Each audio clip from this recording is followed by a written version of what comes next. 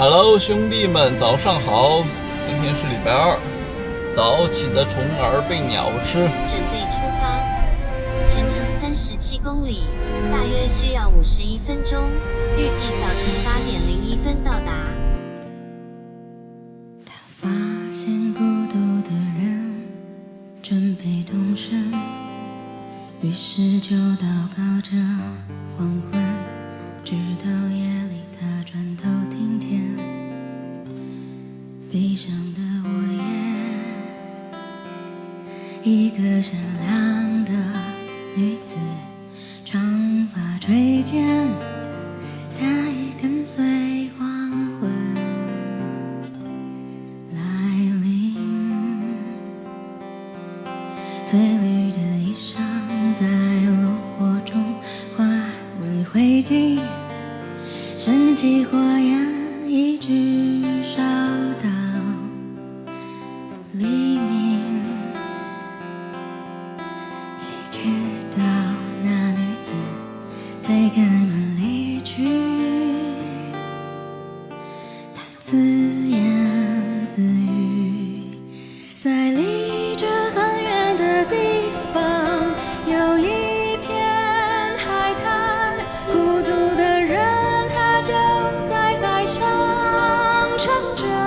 船帆，如果你看到他回到海岸，就请你告诉他你的名字，我的名字莉莉安。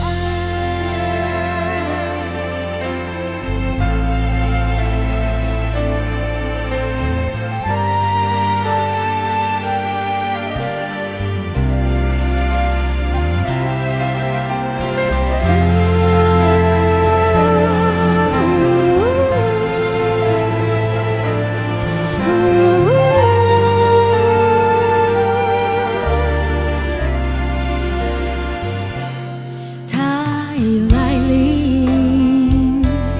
翠绿的衣裳在炉火中化为灰烬，蒸汽火焰一直烧到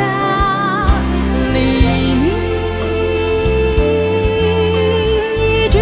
到那女子推开了离去，她自言自语，在离这很远的地方有一片海滩，孤独的人他就在海上乘着船帆，如果你看到他回到海岸，就请你告诉他你的名字，我的名字莉莉安。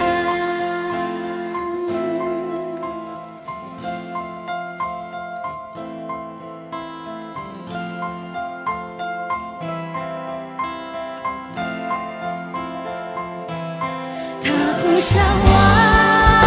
记了他的命运，他不想胆怯了失去爱的勇气。